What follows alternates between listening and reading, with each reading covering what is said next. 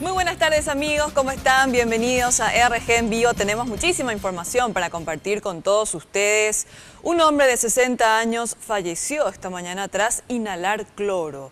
Y es que hoy, precisamente, hubo una fuga de esta sustancia en una planta de tratamiento de agua en la ciudad de Carmen del Paraná, departamento de Itapúa. Por precaución, los directivos decidieron cerrar el suministro de agua para toda la población. Luego de algunas horas ya este servicio fue restablecido, se normalizó la provisión de agua en la zona.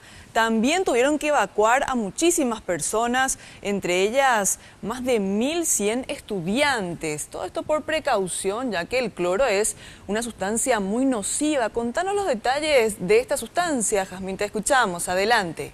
Buenas tardes. Y lo que decía el médico forense Pablo Lemire es que el cloro puede ser altamente tóxico si es que se aspira en grandes cantidades, como en este caso, que incluso puede provocar la muerte. Mencionaba también que inclusive en otros países es utilizado para la fabricación de armas químicas y que puede ser letal incluso al mezclarse con el agua. Esto es parte de lo que explicaba. Pero en grandes concentraciones es un veneno, es un tóxico, incluso se ha llegado a utilizar como arma química en algunos países y puede llevar a la muerte.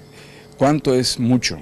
La concentración se mide en partes por millón, es decir, cuántas partes de cloro se encuentran en 1.000.000 de un solvente que puede ser tanto la atmósfera como el agua.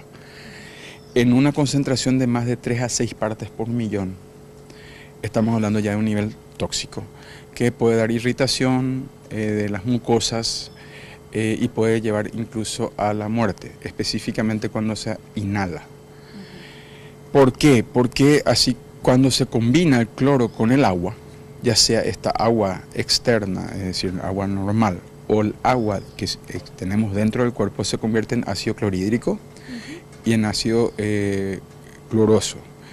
Y ese ácido clorhídrico todo el mundo sabe que es sumamente tóxico y es sumamente corrosivo. Y en el caso de Carmen del Paraná, aquellas personas que aspiraron este cloro en alguna cantidad posiblemente deban proseguir algún tipo de tratamiento para evitar efectos permanentes en sus cuerpos a consecuencia de esta contingencia.